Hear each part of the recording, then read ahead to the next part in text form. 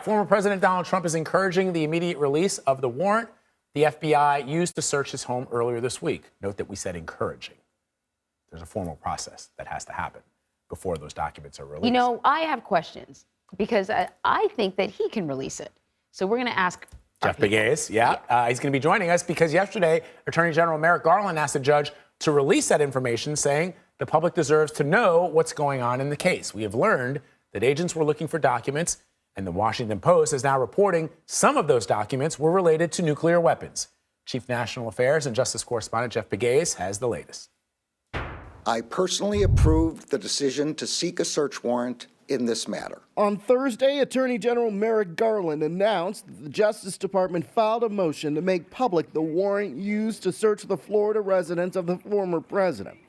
According to the Washington Post, the FBI agents searching Mar-a-Lago Monday were in part looking for documents related to nuclear weapons. The search warrant was authorized by a federal court upon the required finding of probable cause. The unprecedented search of the former president's home, as reported by the Post, reveals deep concerns about the sensitive information that the government believes could have been at Mr. Trump's Mar-a-Lago home and the potential danger of it falling into the wrong hands. Mr. Trump's supporters and GOP leaders had been calling for the Attorney General to explain the DOJ's actions. They've taken this unprecedented step, weaponizing federal agencies to go after political opponents and then not even explaining to the American people what they were doing. The warrant and property receipt, if unsealed, would reveal what the FBI was looking for and the list of items taken. In a statement, the former president insisted that his attorneys and representatives were cooperating fully. The FBI's search in Mar-a-Lago has sparked a wave of violent threats against the Justice Department. Garland defended FBI agents and prosecutors. Every day, they protect the American people from violent crime, terrorism, and other threats to their safety while safeguarding our civil rights. I will not stand by silently when their integrity is unfairly attacked. Former President Trump firing back at the Attorney General with what is another attack on law enforcement, saying this morning on Truth Social, nuclear weapons issue is a hoax, just like Russia was a hoax. 2 impeachments were a hoax. And it goes on and on and on from there. And so the president comparing the Russia investigation during his term in office to this latest investigation. However, law enforcement considers nuclear secrets incredibly serious stuff, the kind of information, the kind of documents that they don't want sitting around somebody's house. You know, this is top secret, classified information.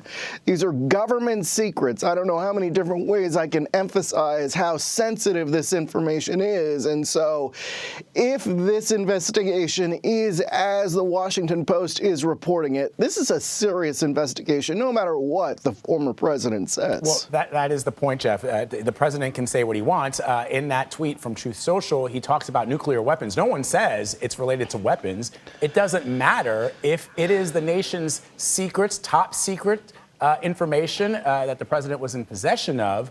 There are, as you've seen, Jeff, tons of former national security operatives on social media describing what it means to have top secret clearance, security clearance, and what happens to you even if you discuss something with somebody you're not supposed to, which is why there are those SCIFs that we all are aware of. Maybe you can explain what that is, Jeff, but even talking about something that is top secret can land you in prison. Yeah, a SCIF is the kind of room that you go into if you're working in government and you have access to these classified documents. That's where you go to read these documents. You can't take these documents home. That is government property, and it's government property for a reason. These are sensitive secrets. Now, we're going to have to see what we learn at about 3 p.m. today. That's when we could get more of a sense of what this search warrant was really about. You know, some of that information might be redacted if it is released.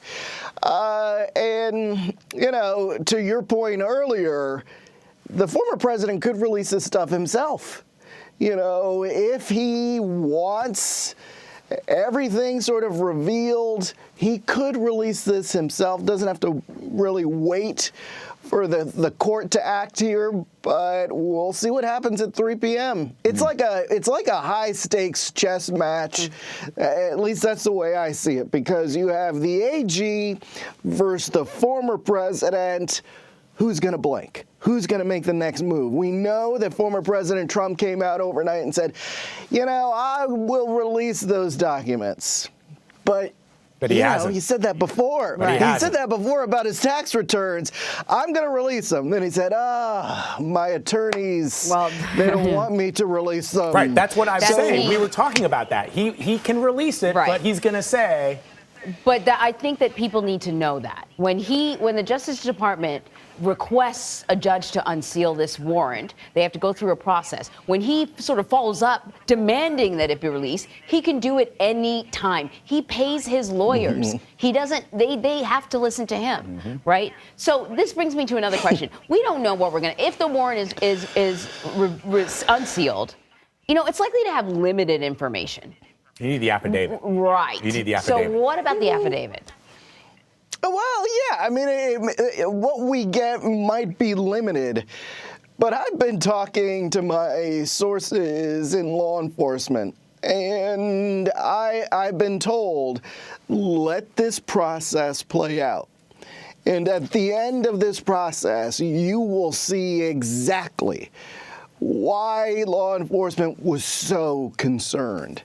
So I know everybody wants answers today, but this is playing out in such a way that eventually we're going to get to the crux of this issue. What led to that search of Mar-a-Lago? Eventually, we're going to get that information. And what we saw yesterday, I'm going to bring up that statement, that short statement by the Attorney General, because I really thought, and I said this yesterday, he threaded the needle.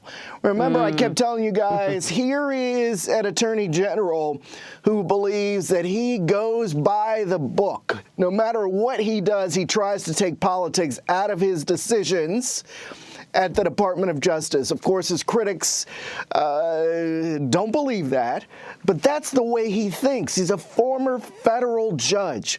And so yesterday, by giving that statement, he kind of threaded the needle. I mean, he didn't reveal information that could compromise the investigation. He put it in the lap of the court system as well as the former president. And so now it's the former president's move, and we'll see what he does. We'll see what he does. And that's why I think this is a high stakes chess match. There's a lot at play here for both sides. Yeah, and Jeff and Anne-Marie, the one thing that I keep thinking about is the reasons why Merrick Garland chose to hold that press conference yesterday. It is because it was the former president who went to the media and described the events of what happened at Mar-a-Lago, as is his right. But what's interesting about this, Jeff, is as this reporting comes out, you can see why, right? He wanted to get ahead of it, to rally his base, to point to what he claims is corruption within the Department of Justice, within the FBI, so that when the information comes out, and if it turns out that these reports are accurate, the kinds of, if it is in fact secrets pertaining to nuclear technology in this country, it is a big, big deal. Forget the horse race. What does this mean for Republicans? What does this mean for Democrats? This is a major, major crime. Yeah. And I think that was just made clear by DOJ's move yesterday. Again, what you had was this Attorney General, you know, yes, he signed off on the search, but I'm almost certain, based on the people that I've talked to about this over the last several days, that's not something that he relished. That's sort of a last-minute move because they had tried these negotiations. Remember, this is not an investigation that started Sunday. This has been ongoing for months, almost a year. Closer to Jeff, a year. One thing we didn't point out, we should point out, and this is an important detail. We didn't mention this, that the Justice Department subpoenaed these documents back in the spring. Right. So even in that regard, if the Trump supporters want to say that Joe Biden and Merrick Garland are trying to take us down, don't you think that back in spring when they discovered or when they were aware that these documents were in the former president's possession, they would have said, you know what, that's a crime. But instead what they did is they said, you know what, we're going to subpoena those documents, hand them back over to us. Right. There were ample opportunities to hand over these documents. As you mentioned, over 18 months of negotiations. They handed over 15 boxes of documents, right? So they had an opportunity to do it differently. Sorry, Jeff. And our producers are like, trying to get us to move on. But it's a fascinating, and and the reason why we're talking so much to you about this, Jeff, is because, as we've been indicating, this is as big of a deal as it's ever been. I think Major Garrett even said that earlier this week. This is a huge, huge deal, and we'll have to see what happens at 3 o'clock. Yeah. Jeff, thank you so much. Okay.